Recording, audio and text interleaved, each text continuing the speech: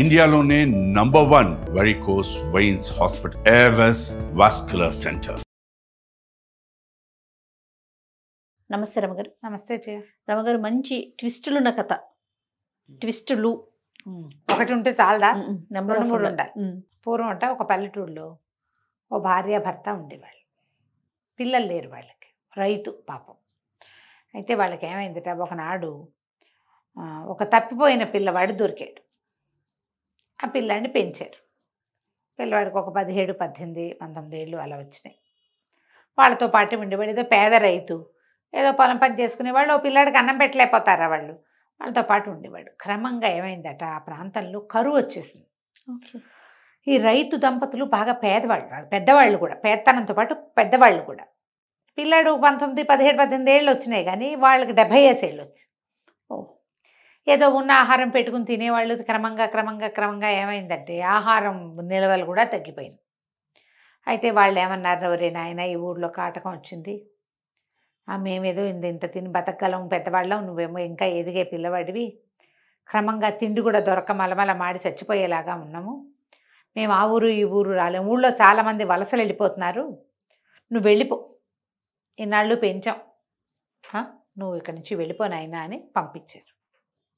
పంపిస్తే వీడు మొదటంతా ఏడ్చి మొత్తుకున్నాడు, కానీ తర్వాత ఏం చేయలేక ఇంకా అక్కడ ఉంటే ఏముంది, వాళ్ళతో పాటు వీడు మాటమే. అక్కడ వర్షాలు లేవు, కాటకంగా ఉంది. సరే బయలుదేరి వెళ్ళిపోయాడు.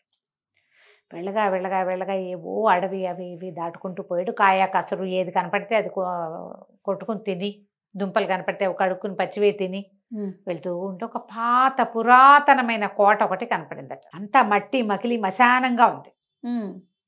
సరే బయట వాన వస్తోంది కదా, పడుకుని నిద్రపోయాడు. నిద్రపోయేసరికల్లా వాడికి తెల్లవారుజామున మెలకు వచ్చింది. ఎందుకు మెలకు వచ్చిందో చూస్తే వీడి భుజానికి ఏదో తగులుతోంది నిద్రలో ఉండగానే. చూస్తే అదొక చెయ్యి, ఒక చెయ్యి ఆకారంలో ఉంది. ఉలిక్కి పడి లేచాడు. చూస్తే ఇప్పుడు అది ఎట్లా తగులుతుంది, ఈ పార్ట్ ఇట్లాగా తగులుతోంది, ఈ పార్ట్లో ఒక దీపం ఉంది. లేచాడు దిగ్గున. వాడు తిండికి వాచిపోయి ఉన్నాడు, అలసిపోయి ఉన్నాడు, ఎన్ని డక్కా మొక్కీలు తిన్నాడో. అదురుకోవాలి వాడు, భయపడాలి, కానీ అదర్లా వాడు. లేచి అదేమిటా అని పరిశీలనగా చూడడం మొదలుపెట్టాడు. ఆ దీపం పట్టుకున్న చెయ్యి ఇట్లా ముందుకు కదులుతూ వెళ్తుంది. కుర్రాడు ఏమనుకున్నాడు, ఎక్కడికో వెళ్తోంది, దీని వెనకాల వెళ్దామని దాని వెనకాల వెళ్ళటం మొదలుపెట్టాడు. ఆ దీపం పుచ్చుకున్న చెయ్యి అట్లా ముందుకు వెళ్తుంటే ఆ భవనం అంతా వెలుగ్గా కనపడటం మొదలెట్టింది. అంతకుముందు వీడు వెళ్ళినప్పుడు అది పాత కోట. లోపలికి వెళ్తూ ఉంటే లోపల పెద్ద గదులు, అవన్నీ పెద్ద హాలు, బోలెడన్ని సామాన్లు. అక్కడి నుంచి ఒక్కో గది చూడడం మొదలుపెట్టాడు దీపం వెలుగులో. ఓ గది నిండా బట్టలు, ఒకటి స్నానశాల, ఒకటి భోజనశాల. వీడు ఏం చేశాడు, ఇంకా చూస్తే స్నానశాలలోకి వెళ్ళి ఈ బట్టల దాంట్లో నుంచి బట్టలు తీసుకెళ్ళి స్నానశాలలో శుభ్రంగా స్నానం చేసి బట్టలు కట్టుకుని హాయిగా ఆ భోజనశాలలోకి వెళ్ళి చూస్తే మనిషి పిట్ట పురుగు లేరు లోపల. హాయిగా వడ్డించుకుని తిన్నాడు బోల్డంతా తిండి. అంతా తిరిగి చూశాడు, భవనం అంతా శుభ్రంగా తినేదాకా ఆ దీపం అటాగే పట్టుకున్నది. చుట్టూతా తిరిగాడు. తిరిగి వచ్చి మళ్ళీ తను ఎక్కడికి మొదలు పెట్టాడో అక్కడికి వచ్చాడు. అక్కడ ఒక హంసతూలిక తల్పం ఉంది. వాడు నేల మీద పడుకున్నాడు ఇందాక, ఇప్పుడు తల్పం ఉంది. ఆ తల్పం మీద పడుకుంటే ఆ దీపం మాట్లాడడం మొదలెట్టింది. ఓ అబ్బాయి, ఇప్పటిదాకా ఎంతమందో వచ్చారు ఈ భవనంలోకి, ఈ దీపం పుచ్చుకున్న చేతిని చూసి హడిలు చచ్చారు, ఒక్కడు కూడా నిలబడలా, నువ్వు ఒక్కడివే నిలబడ్డావు, ధైర్యంగా ఉండు, నీకు రాజకుమార్తె సొంతం అవుతుంది అని చెప్పి వెళ్ళిపోయింది. చెయ్యి వీడు తల్పం మీద పడుకున్నాడు. ఉన్నట్టుండి ఏదో పెద్ద శబ్దమైంది. ఎవళ్ళో తలుపు దోసుకొస్తున్నారు లోపలికి. ఒక పటాలం వచ్చింది. వాళ్ళందరూ ఇంత కర్రలు పుచ్చుకొచ్చి ఈ కుర్రాడిని మన వాడికి ఏం పేరు పెడదాం, రావుడు అని పెడదాం, రావుడిని సావగొట్టి చెవులు మూసారు. వాళ్ళు కొట్టేశారు. సున్నంలోకి ఎముక లేకుండా, లేదా ఎముకలో సున్నం లేకుండా చిత కొట్టేశారు.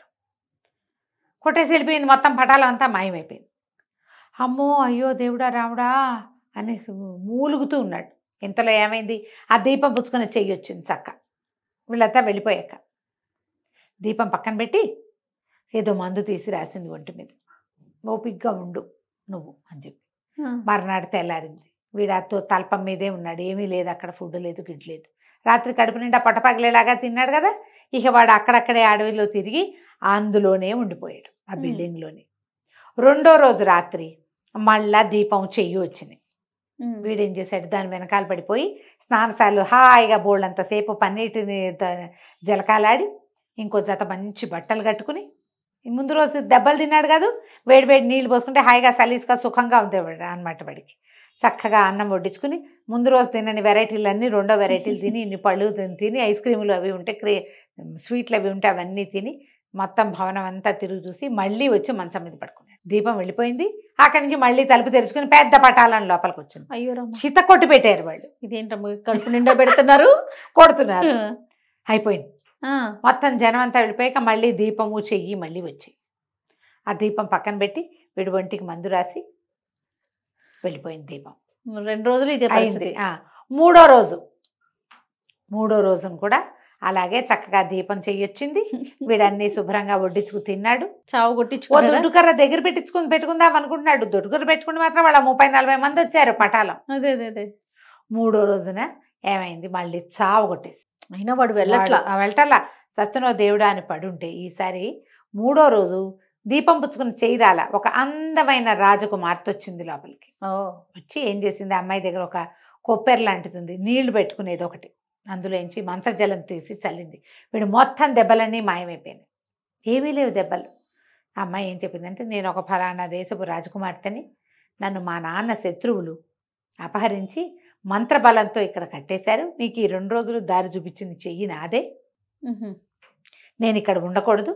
నాకు ఇక్కడ వీళ్ళు ఏ మంత్రంతో నన్ను కట్టేశారో ఆ మంత్రం నాకు దొరికింది. నేను ఇక్కడి నుంచి వెళ్ళిపోతా, నువ్వు మా కోటకు వచ్చేసి నేను నిన్ను పెళ్లి చేసుకుంటాను. నీ వల్లే నేను బయటపడ్డా. ఎంతమందో ఈ కోటలోకి వచ్చారు, నా కోసం అన్ని తెలిసి వచ్చిన వాళ్ళు ఉన్నారు, తెలియక వచ్చిన వాళ్ళు ఉన్నారు. ప్రతి వాళ్ళు మొదటి రోజు దెబ్బలకి మొదటి వాడు దీపం చేయి చూడంగానే పారిపోయిన వాళ్ళు కొంతమంది, మొదటి రోజు చావు దెబ్బలు తిన్నాక పారిపోయిన వాళ్ళు ఇంకొంతమంది. మూడో రోజు దాకా ఎవరు ఉండలేదు. రాజకుమార్తె దక్కుతుందన్న ఆశతోటి ఉన్నావు, నేను నీకు దక్కుతా, మా కోటకి రా అని చెప్పి వెళ్ళిపోయింది. అమ్మాయి మాయమైపోయింది.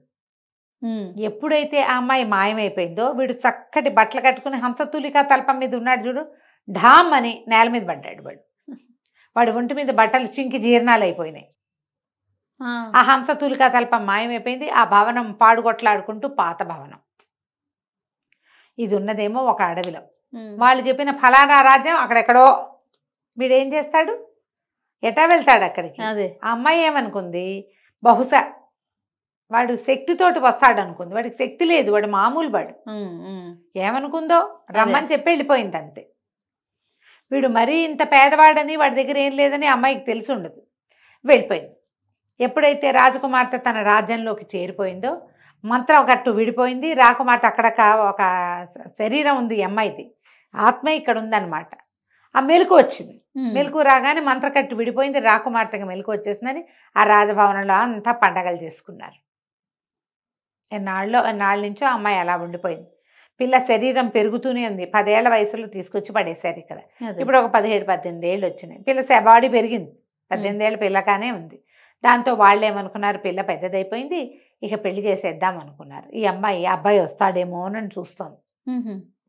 వాడు రావటల్లా, ఎప్పటికీ రాలేదు. ఎన్నాళ్ళైనా వాడికి తెలీదు, వచ్చే దారి అవకాశము లేదు, తెలీదు కూడా వాడికి. ఎప్పుడో కనుక్కుని రావాలి, ఎప్పటికొస్తాడు. ఈ అమ్మాయి ఊరుకుంది, మాట్లాడకుండా ఇంకేం చేయాలి. కానీ దిగులుగా ఉంది. వాడు కదా నన్ను కాపాడాడు, లేకపోతే ఇట్లాగే డెడ్ బాడీ లాగా ఇక్కడ పడుండేదాన్ని. ఎన్నాళ్ళైనా వీళ్ళు దాన్ని సంరక్షిస్తూ ఉండేవాళ్ళు, అంతే ఉండేది. నేను అక్కడే పడుండేదాన్ని, ఆ పాత కోటలో ఎన్ని సంవత్సరాల నుంచో అక్కడ పడున్నాను అని కొంచెం బాధగా ఉంది. కానీ ఇంకేమీ చేయలేకపోయింది. కొంతకాలం గడిచేసరికల్లా రాజుగారు ఏమనుకున్నారు, రాజకుమార్తెకి పెళ్లి సంబంధం కుదిర్చారు. కాదని ఇట్లా చెప్తుంది, అవతల వ్యక్తి ఎవడైనా ఉండాలిగా. సరే సంబంధం కుదిరేసరికల్లా ఏమైంది, రాజకుమార్తెని రాజకుమారుణ్ణి ఇద్దరిని ఊరేగింపుకి తీసుకుపోయారు. ఇంకా పెళ్ళి అవ్వాల, రేపొద్దున పెళ్ళి. ముందు రోజు ఊళ్ళో ఊరేగాలి. ఇద్దరిని ఒక రథం ఎక్కించారు. రథం ఎక్కిస్తే ఆ రథం మీద వెళ్తూ అది మొత్తం ఊరంతా తిరుగుతాయి అన్నమాట. ఆ ఊరేగింపు సరిగ్గా కోట తలుపు దగ్గర దాటుతుంటే కోట తలుపులోంచి అప్పుడే మన ఈ రాముడు చింకి గుడ్డలతోటి లోపలికి వచ్చాడు.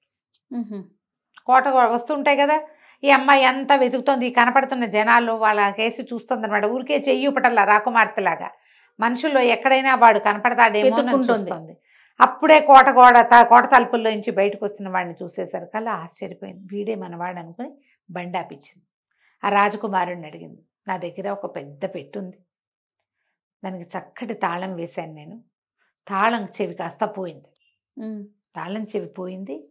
చాలా రోజులు చూసి ఒక కొత్త తాళం చెవి చేయించాను. కొత్త తాళం చెవి చేయించుకున్నాక పాత తాళం దొరికింది. నేను ఏ తాళం వాడాలో చెప్పు అని అడిగింది. రాకుమారుడు అన్నాడు, కొత్త తాళం ఎప్పుడు డూప్లికేటే, పాతది ఒరిజినల్ కదా, నువ్వు ఒరిజినల్దే వాడాలి అనగానే ఈ అమ్మాయి ఏం చేసింది, సైనికుడిని పిలిచి, ఒరే ఆ వస్తున్న అతన్ని జాగ్రత్తగా రథంలో కూర్చోబెట్టు అని చెప్పి ఈ రాజకుమారుడిని తీసుకెళ్ళింది అతని దగ్గరికి. నేను 7 సంవత్సరాలు మంత్రకట్టులో ఉన్నా, నా శరీరమే ఇక్కడుంది, నా ఆత్మ ఒక ఫలానా పురాతన కోటలో ఉంది, ఆ కోటలో నుంచి నన్ను రక్షించిన వాడితను, వాడెవడో నాకు తెలియదు కానీ నన్ను రక్షించాడు. నా ఆ మంత్రకట్టు విడిపోవడానికి వీడు 3 రోజులు చావు దెబ్బలు తిన్నాడు వాళ్ళతోటి, ఆ మంత్రశక్తి శక్తులతోటి దెబ్బలు తిని నన్ను మళ్ళీ నా శరీరంలోకి ప్రవేశించేలాంటి అవకాశం నాకు ఇచ్చాడు. నేను అతన్ని పెళ్లి చేసుకోవాలనుకున్నాను, నన్ను రక్షించాడు కాబట్టి. ఇతను ఎప్పటికీ రాలేదని మా నాన్న నీ సంబంధం కుదిర్చాడు.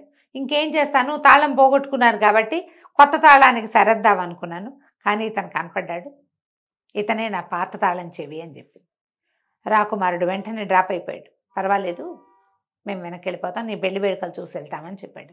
తండ్రి కూడా రాజకుమారుడు ఒప్పుకున్నాడు కాబట్టి ఇంకా ఆయన ఏం అనలేపాడు. వాళ్ళకి తెలుసు ఇన్నేళ్ళు మంత్రకట్టులో ఉంది, ఆ పిల్ల జీవం లేకుండా ఉంది అని.